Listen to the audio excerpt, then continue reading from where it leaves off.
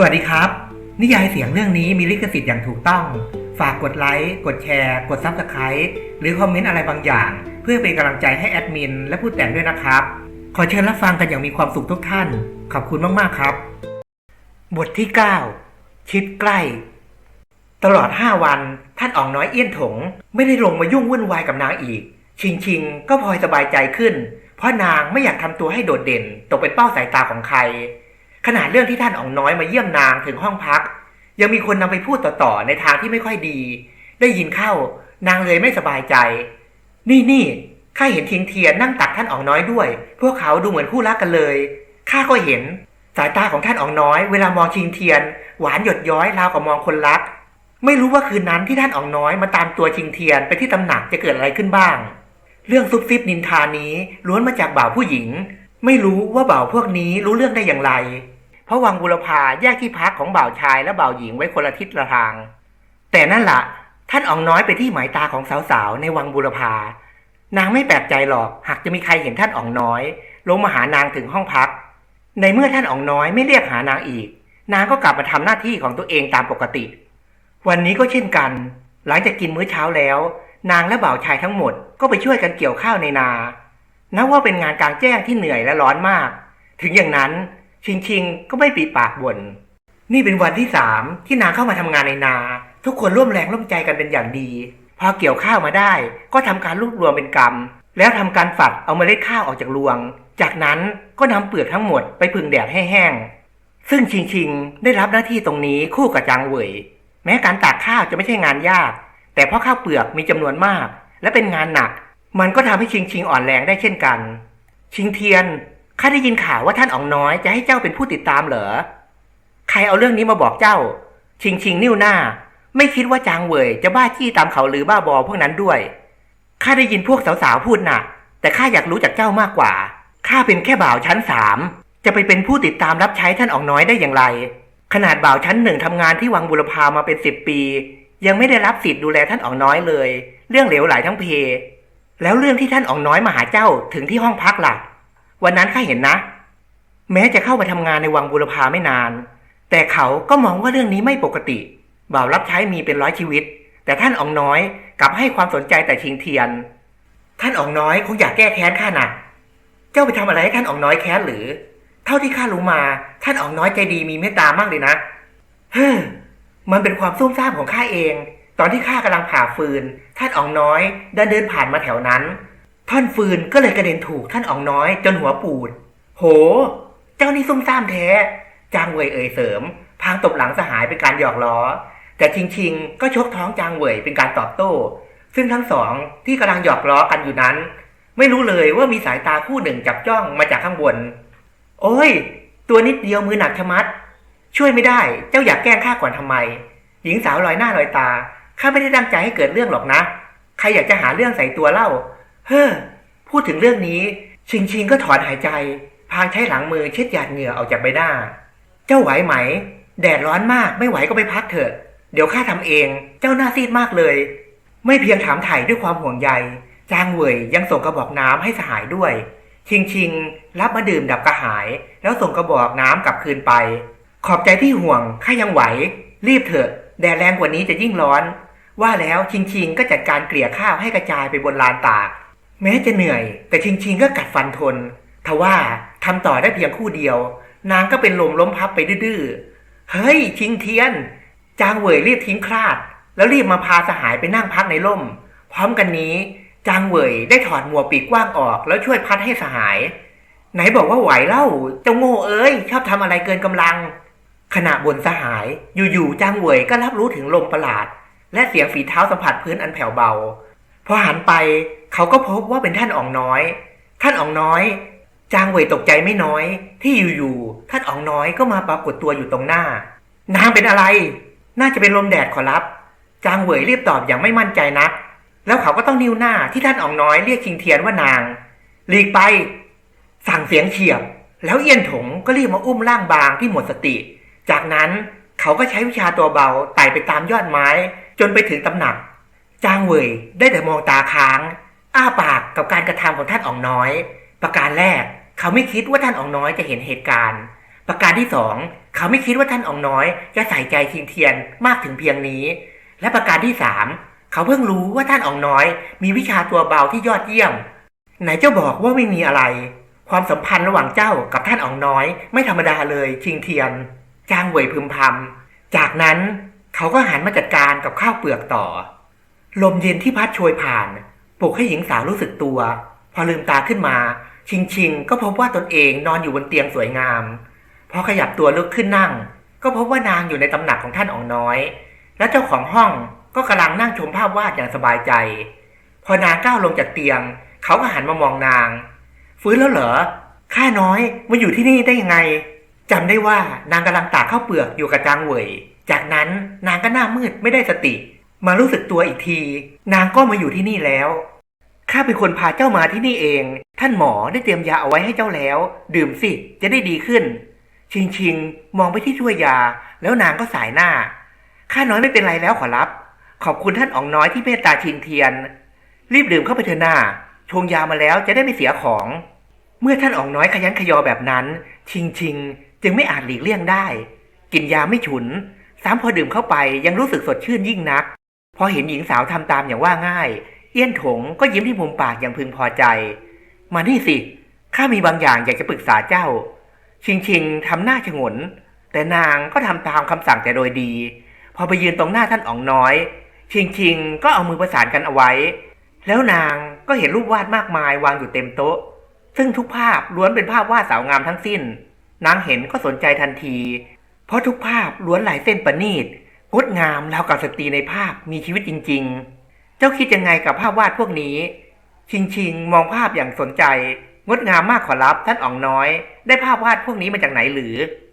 บรรดาแม่สื่อส่งมาให้ข้าน่ะสตรีเหล่านี้ล้วนเป็นคุณหนูที่ยังไม่ออกเรือน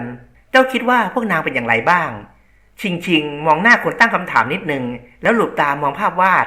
จะให้นางรู้สึกอะไรได้ในเมื่อนางไม่ได้แต่งงานกับสตรีเหล่านี้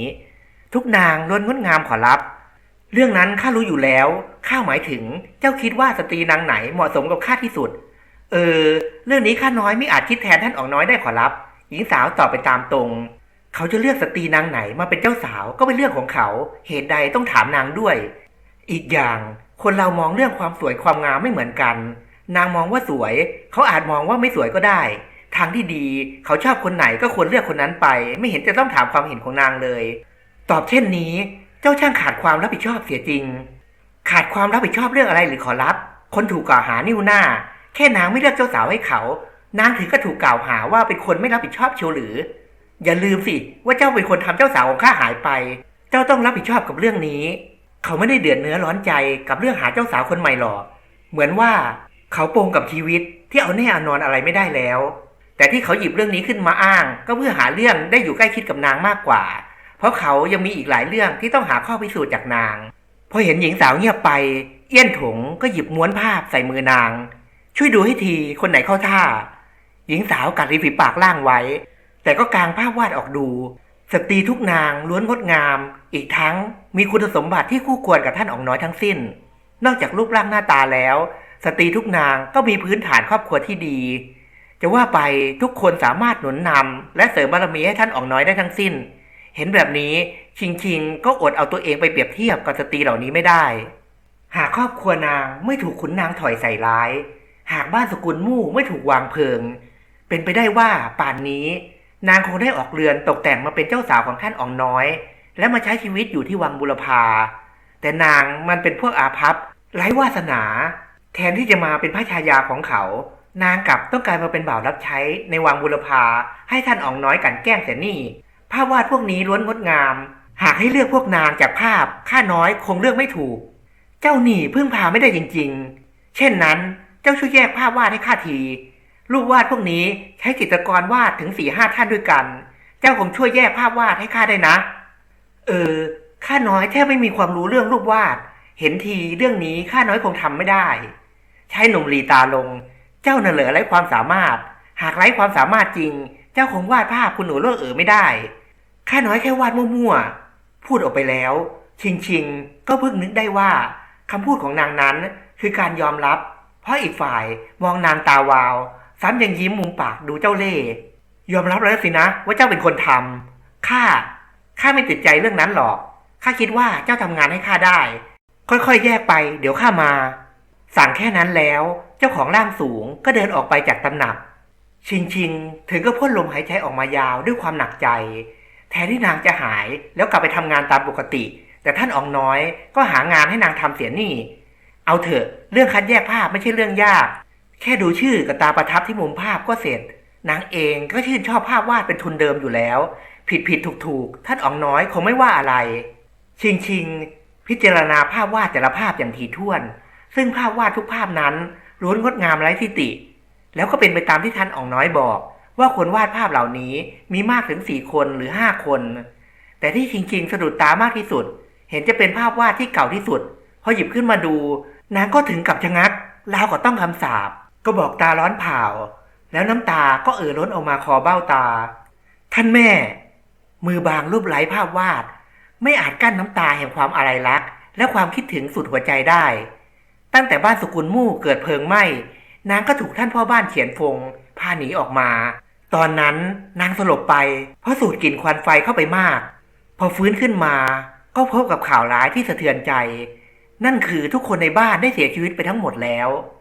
นางไม่มีสิ่งของดูต่างหน้าเวลาคิดถึงคนในครอบครัวสักชิ้นทุกภาพในอดีตถูกเก็บไว้ในความทรงจำแต่นานวันนางก็ลืมทว่าภาพความทรงจำที่ลางเลือนกลับมาชัดเจนอีกครั้งเมื่อได้เห็นภาพวาดนี้ชิงรูปไร้ภาพวาดเบาๆน้ำตานองหน้าพอเสียงเปิดประตูดังขึ้นนางก็รีบเช็ดน้ำตาพอเงยหน้าขึ้นนางก็เห็นท่านอ๋องน้อยแบกภาพวาดจำนวนมากมาวางไว้ตรงหน้าไม่ต้องรีบยังมีอีกเยอะบอกแค่นั้นเอี้ยนถงก็หันไปสั่งองครักษ์คนสนิทให้ช่วยห่อภาพวาดเข้ามาอีกชิงเห็นจำนวนภาพวาดถึงก็ตาโตด้วยไม่คิดว่าจะมีหญิงสาวที่สมัครใจมาเป็นพระชายาของท่านอ๋องน้อยมากมายถึงเพียงนี้ดูท่าบรรดาแม่สื่อจะคัดเลือกสาวงามมาทั้งหมดทั้งใต้ล่าเสียแล้วกระมังองครักษ์ฟงมาวางไว้ตรงนี้อ้อไปบอกในครัวให้เตรียมอาหารกลางวันให้ข้า2 ชุดด้วยขอรับเพราะองครักษ์คนสนิทเดินออกไปแล้วเอี้ยนถงก็มานั่งกับพื้นตรงหน้าหญิงสาวพอแยกได้ใช่ไหมชิงพยักหน้าน้อยๆพอเห็นภาพวาดในมือนางเขาก็หยิบไปจากมือนางดื้อๆนี่เป็นภาพวาดของท่านน้าซินเซียนและเป็นภาพเก่าตอนนั้นท่านน้าซินเซียนยังไม่ได้แต่งงานด้วยซ้ำเจ้าชอบภาพนี้หรือชิงใช้หลังมือเช็ดคราบน้ำตาออกไปพลางตอบเสียงอู้อี้ขอรับภาพนี้สวยมากแต่เก่าไปหน่อยเก่าสิภาพวาดนี้วาดไว้ตั้งนานมากแล้วจะว่าไปนางเป็นสตรีที่งดงามยิ่งนักพบนางครั้งแรกข้ายังตกตะลึงกับความงามของนางเลยท่านเคยพบนางหรือแต่นั่นก็นานมาแล้วเอี้ยนถงเอ่ยเสียงเรียบพางสังเกตปฏิกิริยาของหญิงสาวแล้วเขาก็พบว่าเจ้าขอทานน้อยดูสนใจภาพวาดภาพนี้มากนักเขาไม่เห็นแววตาของนางเพราะนางเอาแต่ก้มหน้าแต่ที่แน่ๆเขาเพิ่งสังเกตว่าหญิงสาวตรงหน้าเขานั้นมีความคล้ายท่านน้าซินเซียนอยู่หลายส่วนเขาเองยังไม่ปักใจเชื่อเรื่องที่คนของเขาสืบได้จากเฉียนฟงนักหรอกถึงจะเป็นเรื่องน่ายินดีที่รู้ว่าคุณหนูชิงยังมีชีวิตอยู่แต่เรื่องที่น่ายินดีนั้นก็มีเรื่องเศร้าหดหู่หัวใจแฝงอยู่จากที่ตามสืบเรื่องนี้อย่างจริงจังคนของเขารายงานว่าหลังจากใช้เล่ห์อุบายหลายอย่างในที่สุดเฉียนฟงซึ่งเป็นอดีตหัวหน้าพ่อบ้านสกุลมู่ที่เมามายเพราะถูกมอมเหล้าจึงหลุดปากพูดออกมาว่าได้ขายคุณหนูชิงให้กับหอบุปผาสวรรค์ไปตั้งแต่เกิดเหตุการณ์ไฟไหม้ได้สัปดาห์เดียวก็ไม่รู้ว่าข้อเท็จจริงเป็นเช่นไรคนเมาจะเชื่อถือได้แค่ไหนแต่เมื่อได้รับรายงานเขาก็รู้สึกหดหู่หัวใจยิ่งนักเขาไม่กล้าคิดเลยว่าอดีตคู่หมั่นจะต้องประสบชะตากรรมอะไรบ้างพอรู้เรื่องนี้แล้วเขาก็ส่งคนไปสืบหาเบาะแสของคุณหนูชิงต่อแล้วเขาก็พบว่าคุณหนูชิงไม่ได้ออกรับแขกเหมือนหญิงคณิกานางอื่นเขาไม่รู้ว่าทำไมเป็นเช่นนั้นนับว่านางโชคดีมากนักที่ไม่ต้องพีกายให้กับชายนับ10นับร้อยเชยชมเพียงเพื่อแลกเงินแต่น่าเสียดายที่คุณหนูชิงได้หนีไปจากหอบุปผาสวรรค์แล้วจากข้อเท็จจริงที่ได้รับมานั้นมันก็ทำให้เขาอดเอาเรื่องของคุณหนูชิงมาเชื่อมโยงกับชิงเทียนไม่ได้คำถามก็คือเหตุใดชิงเทียนจึงต้องปกปิดที่แท้ที่แท้จริงเหตุใดชิงเทียนจึงต้องปลอมตัวเป็นผู้ชายแล้วแผลเป็นที่หัวไหล่ซึ่งเกิดจากแผลไฟไหม้นั่นอีกทุกข้อสงสัยของเขาสามารถเชื่อมโยงกันได้พอดีแม้จะมั่นใจถึง8 ใน 10ส่วนว่าชิงเทียนคือคุณหนูชิงแต่ตราบใดที่เขายังไม่เห็นหลักฐานบนตัวนาง เขาจะไม่ปักใจเชื่ออย่างเด็ดขาดว่าคุณหนูชิงเทียนคือคุณหนูชิงชิงแต่เขาก็เชื่อเรื่องนี้มีความเป็นไปได้มากขอเพียงเขาเห็นหลักฐานบนร่างกายของนางก่อนเถอะเจ้ารู้จักนางหรือข้าน้อยเป็นเพียงบ่าวรับใช้ผู้ต่ำต้อยจะรู้จักคุณหนูผู้สูงส่งพวกนี้ได้อย่างไรชิงชิงเอ่ยเสียงเศร้าถึงนางจะออกจากคันของสตรีนางนี้แต่นางก็พูดความจริงไม่ได้ข้าก็ถามอะไรเลอะเทอะท่านน้าเสียชีวิตมานานหลายปีแล้วเจ้าจะเคยพบหน้านางได้อย่างไรพอท่านอ่องน้อยพูดถึงเรื่องนี้ชิงชิงรู้แค่ว่าเหมือนมีก้อนอะไรตีขึ้นมาจุกที่ลำคอนางไม่เอ่ยอะไรอีกแล้วท่านอ่องน้อยก็จัดการม้วนภาพวาดเก็บใส่กระบอกรูปตามเดิมแล้วยื่นภาพวาดนั้นมาให้ถ้าเจ้าชอบเจ้าก็เก็บเอาไว้เถอะข้าให้ชิงชิงเงยหน้าขึ้นสบตาเขาจังหวะนี้เองที่เอี้ยนถงเห็นว่านางร้องไห้แค่ภาพวาดภาพเดียวเจ้าดีใจจะร้องไห้เชียวหรือหญิงสาวยิ้มทั้งน้ำตาแล้วใช้หลังมือเช็ดน้ำตาออกไปภาพนี้ทำให้ข้าน้อยคิดถึงท่านแม่ขอบคุณท่านอ่องน้อยแล้วนางก็คุกเข่าโค้งศีรษะขอบคุณเขาถึง3 ครั้งท่านแม่งั้นหรือเช่นนั้นเจ้าก็ไม่ใช่เด็กกำพร้าอย่างที่บอกข้าน่ะสิทุกคนย่อมมีแม่ไม่ใช่หรือข้าไม่ได้เกิดจากกระบอกไม้ไผ่เสียหน่อยแล้วทำไมเจ้าถึงกลายเป็นเด็กกำพร้าไปได้ล่ะเขาถามด้วยความสนใจครอบครัวของข้าถูกสังหารหญิงสาวบอกเสียงสั่นพางกำมือแน่นหยาดน้ำตาไหลรินแม้เรื่องนี้จะผ่านมาหลายปีแล้วแต่พอนึกถึงทีไรมันก็สร้างความสะเทือนใจให้กับชิงๆทุกครั้งไปใครกันที่สังหารครอบครัวเจ้าหญิงสาวสายหน้าแต่หยาดน้ำตาก็ไหลรินเอี้ยนถงใช้นิ้วมือเช็ดน้ำตาให้นางข้าขอโทษข้าไม่ได้ตั้งใจทำให้เจ้าร้องไห้ไม่เป็นไรขอรับหญิงสาวบอกเสียงเรียบมาช่วยข้าแยกภาพวาดเถอะเอี้ยนถงเปลี่ยนเรื่องคุยเหตุใดท่านอ๋องถึงต้องแยกภาพพวกนี้ออกจากกันด้วยล่ะขอรับในเมื่อภาพพวกนี้ล้วนเป็นภาพสาวงามทั้งสิ้นชิงอดสงสัยไม่ได้ข้าตั้งใจจะจัดงานชงชาชมภาพวาดน่ะอีกอย่าง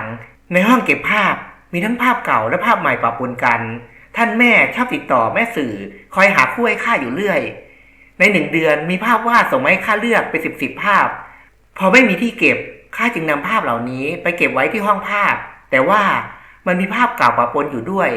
ที่ให้เจ้าช่วยแยกเพราะข้าตั้งใจจะส่งภาพเหล่านี้คืนเจ้าของให้หมดส่วนภาพเก่าข้าตั้งใจจะเอาออกมาซ่อมหนัก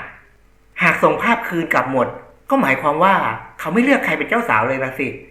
ทำเช่นนี้พระชายาไม่โกรธแย่หรือนางอดถามไม่ได้ไม่รู้เหมือนกันช่วยไม่ได้ข้ามีคนถูกใจอยู่แล้วจะให้ข้าไปแต่งกับใครได้อีกท่านอ๋องน้อยพูดแบบนี้ก็หมายความว่าเขามีคนที่หมายตาอยู่ในใจแล้วที่แน่ๆคงไม่ใช่คุณหนูล่อ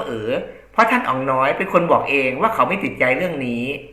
แล้วชิงก็เผลอสบตาท่านอ๋องน้อยเพียงเท่านั้นนางก็หน้าร้อนเผานางไม่อาจรู้ได้หรอกว่านางในดวงใจของท่านอ๋องน้อยนั้นเป็นใครแต่ที่ทำให้นางหวั่นไหว